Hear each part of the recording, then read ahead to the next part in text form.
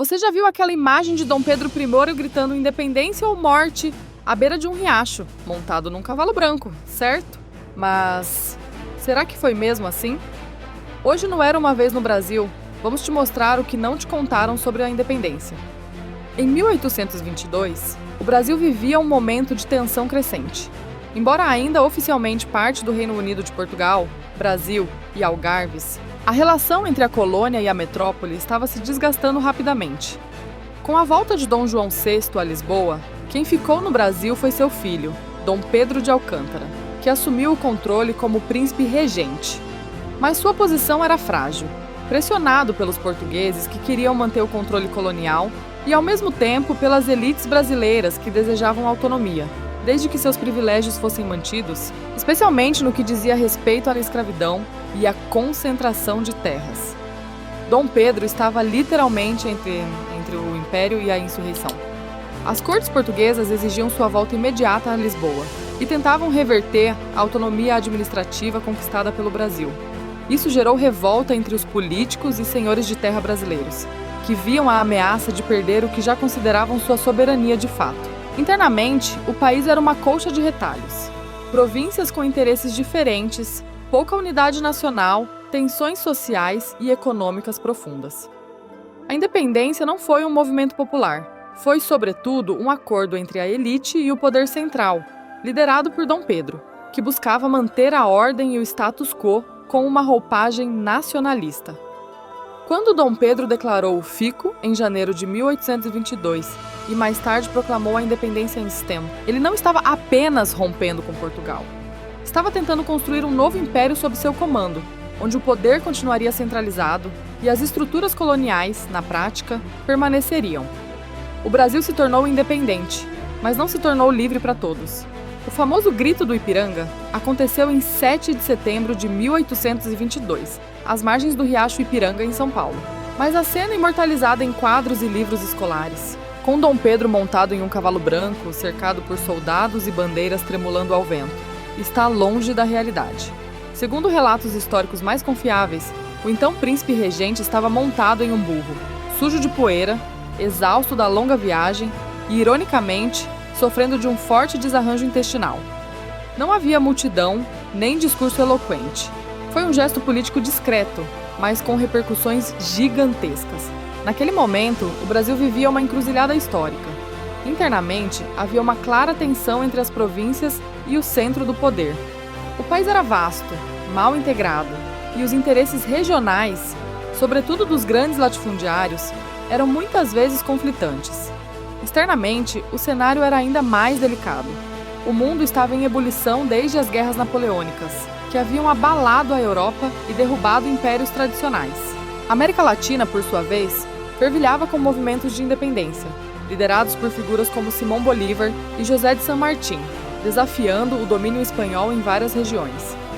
Portugal, enfraquecido politicamente após a invasão napoleônica e a fuga da corte para o Brasil em 1808, tentava agora retomar o controle sobre sua maior e mais lucrativa colônia. As cortes de Lisboa exigiam a volta de Dom Pedro e o rebaixamento do Brasil à condição de simples colônia, anulando o prestígio e a autonomia conquistados nos anos anteriores.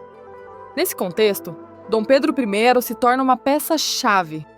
Ao recusar-se a voltar para Portugal e proclamar a independência, ele não apenas rompe com a metrópole, mas se posiciona como o centro unificador de uma nova nação, Peião.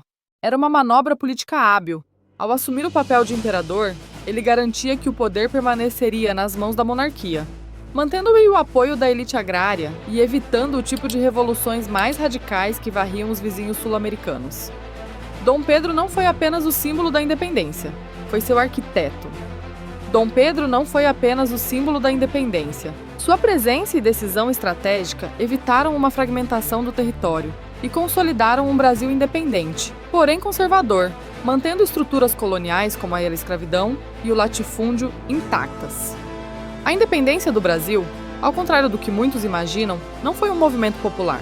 O povo, formado em sua maioria por camponeses, indígenas, negros escravizados e trabalhadores urbanos pobres, não participou do processo. Tampouco compreendia plenamente o que aquela ruptura com Portugal realmente significava. Nas ruas e nas senzalas, a vida seguiu como sempre, com trabalho duro, exploração e opressão. O grito do Ipiranga ecoou para poucos, e suas consequências imediatas passaram despercebidas pela maioria.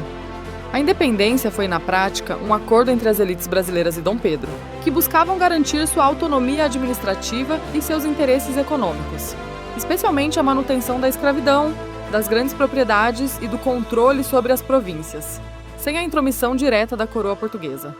Era uma separação política cuidadosamente negociada, não uma revolução social. Para auxiliar a maior parte da população, nada mudou de verdade no dia 7 de setembro. A liberdade, proclamada naquela data, não era para todos. E para muitos, ela sequer foi percebida. Mesmo após a proclamação da independência, em 1822, o Brasil permaneceu preso às mesmas estruturas coloniais que o sustentavam desde o século XVI.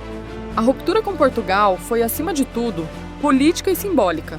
A autoridade máxima deixou de ser o rei português e passou a ser o imperador brasileiro. No entanto, as bases sociais e econômicas do país seguiram intocadas. A escravidão, por exemplo, continuou sendo a espinha dorsal da economia brasileira. Mais de 1 milhão de pessoas escravizadas ainda trabalhavam nos engenhos, nas minas e nas lavouras. A independência não trouxe liberdade para quem mais precisava. Os grandes latifundiários, que haviam apoiado a separação de Portugal para manter sua autonomia econômica e política, continuaram no controle da terra e do poder. O sistema representativo implantado era extremamente limitado. O voto era censitário, apenas homens ricos votavam, e o poder continuava concentrado em poucas mãos, sem participação popular real. A repressão às revoltas populares e provinciais só aumentaria nos anos seguintes, demonstrando que a unidade nacional construída era frágil, forçada e, muitas vezes, violenta. Por outro lado, a independência foi importante para consolidar o território brasileiro sob um governo central, evitando a fragmentação que aconteceu em vários países da América Hispânica. Sob o comando de Dom Pedro I, o Brasil conseguiu manter suas fronteiras praticamente intactas, algo raro para uma ex-colônia de dimensões continentais. A monarquia brasileira também buscou modernizar a burocracia, criar instituições e integrar o país sob uma identidade nacional ainda em formação. Mas a verdade é que, para a maioria da população, a independência não trouxe cidadania, nem justiça social.